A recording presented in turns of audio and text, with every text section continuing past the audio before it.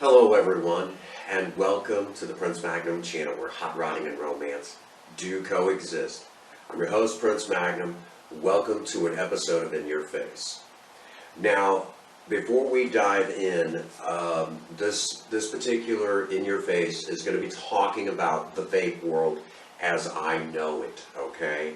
And we're going to have to talk about some stuff that's going to get a little uncomfortable for you guys, but bear with me for just a moment. All right. Out of the gate, I know there are many of you that here in the United States, they made a law that unless you're 21 or older, you can't buy vape products and you can't buy cigarettes, okay?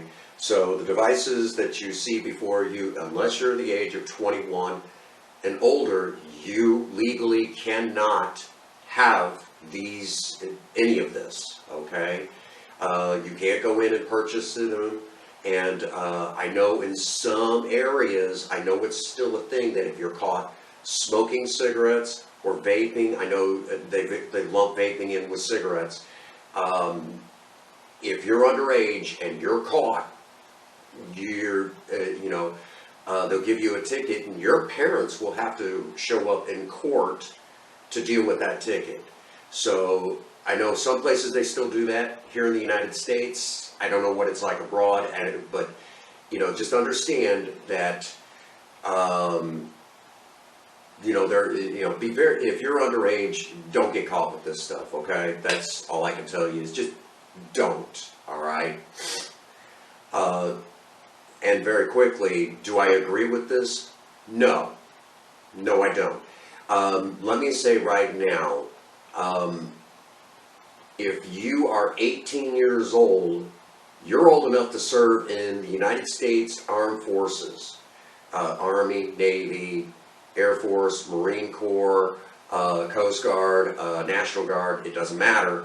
If you're 18 years old, you can serve in the military. You should be allowed to be able to vape, smoke cigarettes, and drink. That is my thoughts, but I'm not the one making the laws, so that's where that falls, okay? So now that we've got this disclaimer out of the way, let's get underway. It was recently brought to my attention, and ironically enough, the subject of today, someone put in one of the half a gazillion groups that a friend of mine, hi Lewis, likes to make on Facebook. Now a few of them I'm a part of, and one of them in particular is a content creator think tank. We toss around ideas, and sometimes some of us come up with live streams and videos based on what we might discuss in those Facebook groups. So this is one subject that kind of came up, and I'm like, I can definitely talk about this, working in the vape world for a couple of years and learning what I've learned. Now, you all know I'm huge fans of the box mods. I'm a huge fan of box mods because when you're at home and you want to kick back, relax, and it's like you're smoking a cigar, you could just sit there and puff on, have a cup of coffee. I can sit at the computer, watch a movie, play with the little one, and it's a little healthier than smoking. I'm not saying it's 100% healthier, but it's healthier than smoking, okay?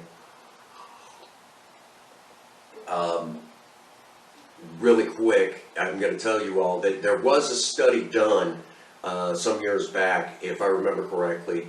They took a guy who was smoking cigarettes and a guy who was vaping, okay? The guy smoking cigarettes after 10 years, of course they found all the usual problems that you find with a smoker. The guy who was vaping, they didn't find anything, okay?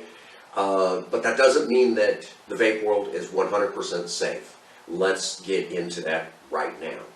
First and foremost, you guys know that I use commercially based vape juices. In particular, I like my custard bases for these. I don't get into a whole lot of the fruity flavors, but I do like a lot of your dessert flavors, okay? So we have, devices, like this, and this one's got a vanilla almond custard in it, okay? made by a company called The Finest, which has an amazing flavor. Now, very quickly, both of these box mods, this one was bought out of a kit, a full starter kit. This one, I bought the base out of the bargain bin and was rocking a B series Zeus tank on it for a little while, and then decided one day, you know what, I would like for my main devices to be rocking the same exact tank and coil, so I got one just like this. So I updated this device to be a lot like this device. Okay, so these older devices you can actually do that with. So understanding that, you know, you could do that sort of stuff. Matter of fact, we'll talk about this one in just a minute on that. But understand when you go into a vape shop, for the first time, I'm going to say about 95% of the vape shops you go into, they're going to have commercially based juices. Now, there are going to be a few that still make their own. And in most cases, the ones that make their own, ironically enough, have a license. You have to have a federally mandated license to be able to make your own vape juice in-house. So long gone are the days where you, believe it or not, I found this in a box when we were moving into the new house. But something like this, you're not going to find something where it was made in-house anymore. These things are long gone most of the time, unless that shop has an actual license to do so. If they do not have a license, if you go in and they say, hey, we can make you this flavor, great, do you have a federal license? And they say no, please walk out, and I'm going to explain why. Most of the shops that are doing that, unless you have that license, you cannot buy the supplies easily online. I'm not saying you can't, but I'm saying it's a lot harder than you think getting that supplies online because of the fact that you have to have a license for it. And in most cases, it's going to be some shady backroom deals, and the federal government stepped in and took that over back in 2019. So please do yourself a favor. If they do make it in-house and they do not have a license to do so, please walk out. All right. So we've got that established. But now we're going to talk about the big one. And this seems to be the number one problem with young people today. And this is going to be the vape device that most of us are going to be familiar with. You guessed it, the disposable vape. Okay? You could go into gas stations and buy them. They're pretty much practically sitting right next to the cigarettes. Okay? But these devices can either be great or they can be evil. Okay? So we're going to talk about that right now, why these are so evil. Here it is. Number one, you're going to pay the same price for something like this as you would for a Saltnik device like this, even though they use the same exact vape juice inside of them. Let me explain. This device comes in at a 5% nicotine, okay? Now this Saltnik juice comes in at a 45 milligrams, okay? Now if this was a 50 milligram, this would be a 5%, the same exact juice inside this device right here. So it is cheaper to buy this, and at least you always know you're getting a commercially based juice that is, and even though I don't fully trust our government, at least we know there's some regulations in place, okay? And to maintain this device will last me anywhere from, depending on how hard I go on it, anywhere from 6 months all the way up to 2 years for the same price as this. Okay, so these are already more expensive because within 4 days, you're going to be throwing this device out, okay? Those of you who rely heavily on these. Next, and this is an ugly subject. I wish it didn't have to come up here on this channel, but unfortunately it does.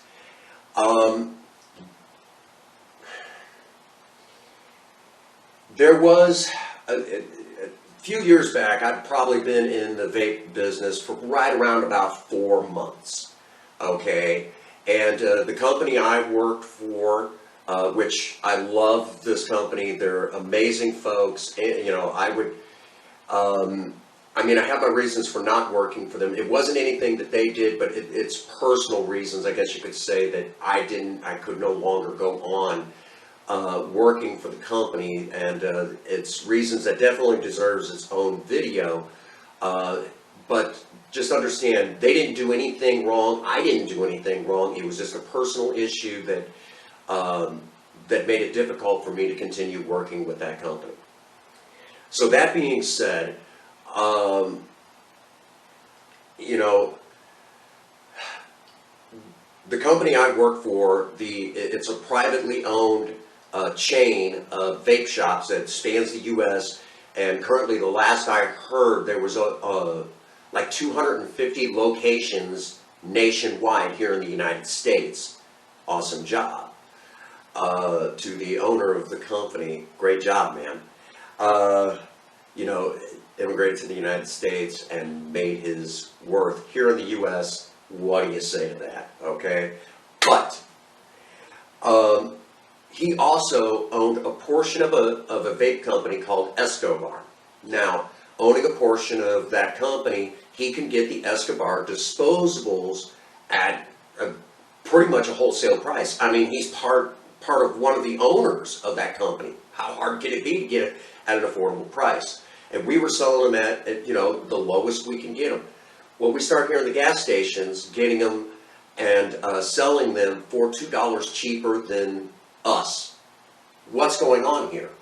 We're, you know, the owner of our company also owns a portion of Escobar, and the gas stations are selling them cheaper. What's happening here? My boss and I went on a secret shop, and we had to pass it on up the line what was happening. And bear in mind, the gas station people, they don't know this, so those of you who work in gas stations are about to get the inside track that you didn't know. They were knockoff, you guess it, knockoff, counterfeit disposables.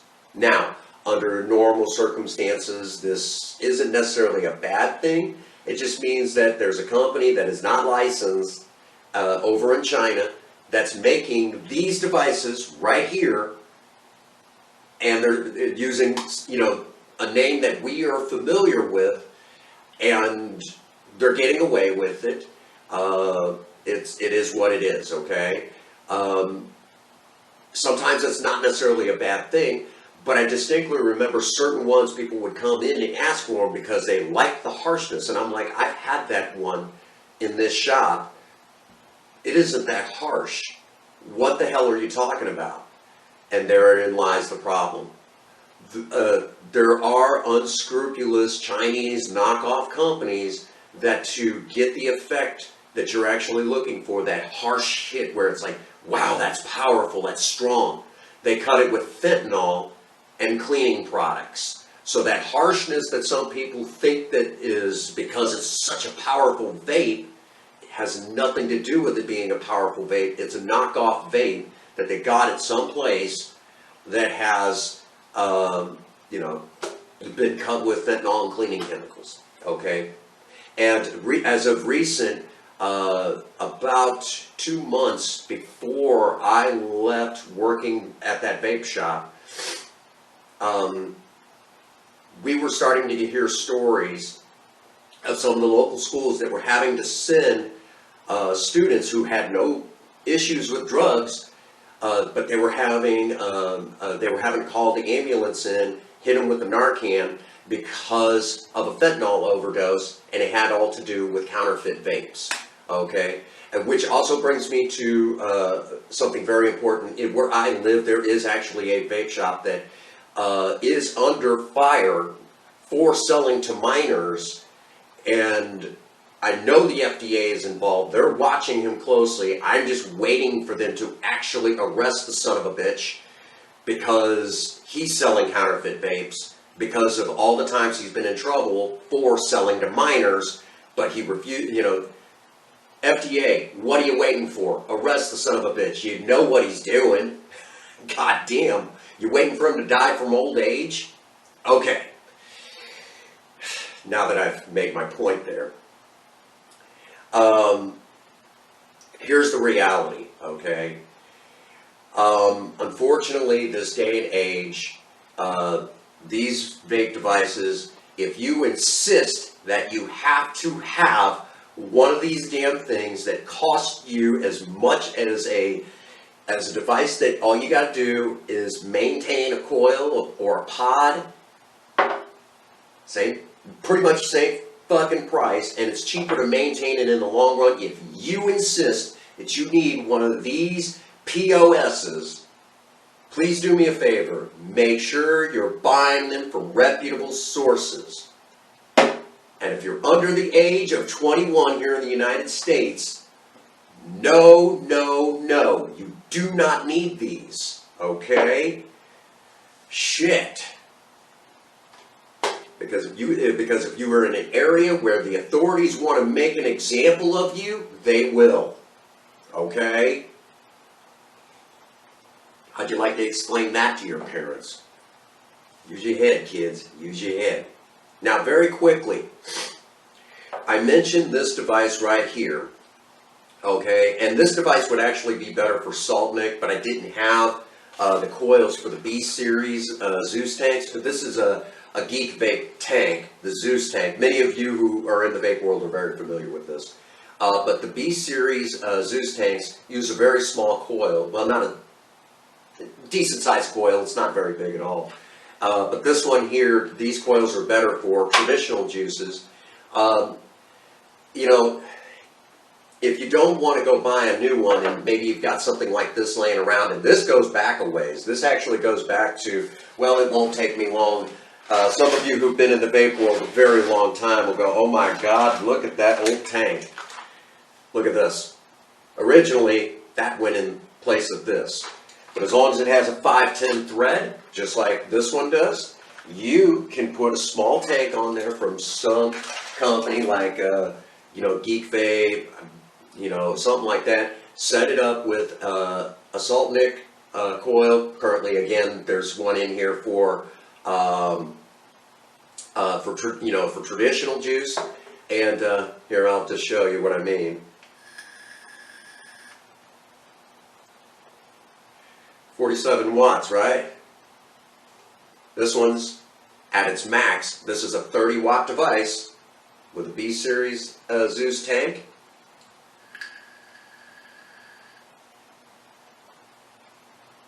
Not bad for a device that probably goes back to, I'm going to guess and say, 2015. Not half bad, right?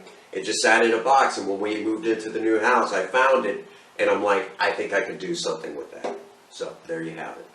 Alrighty, folks. So, let's recap very quickly. If you insist on getting into the vape world, understand that these devices can be dangerous. Disposables can be dangerous, so make sure that you get them from a reputable source. And also understand that they're going to be as expensive as some of your salt nick devices. If you don't want to spend that kind of money, go to a salt nick device, just like this one right here. The people behind the counter will be glad to help you. If you want something that you can just puff on, you're at home, or maybe you have you work at home, whatever the case, but you have the ability to do so, get yourself a full-size device. And you can still buy them in full kits in any vape shop. But if you don't want to spend, if you're one of those hobbyists that still enjoys putting together your own device, you can do that too. You can find the old ones or buy them on discount and put together your own device. And, of course, last but not least, I'm going to say it again, even though I don't fully agree with the law, if you're under the age of 21 here in the United States, you legally cannot get involved in this, okay? You shouldn't even be smoking cigarettes. It is what it is. Do I have to agree with it? No. But until that law is changed, we're stuck with it, okay? That's the way it is. Alrighty. So, that brings us to the spot where I get to remind you guys, get on over to Teespring, check out the merchandise. Get over to Patreon, $1 a month, and grants you access to Cinnamon's Discord and allows you access to, well, obviously Cinnamon's Discord, and of course all proceeds go back into the project cars. That now being said, as always, get out there and work on a project. I don't care what it is, just do something with yourselves. Remember, idle hands and a creative mind go together like oil and water. If you have a sweetheart, sweep them off their feet and do something special for them today. And as always, for every last one of you out there, if no one out there has told you that they love you today, Prince Magnum does. God bless you, and have a happy 24. Thank you.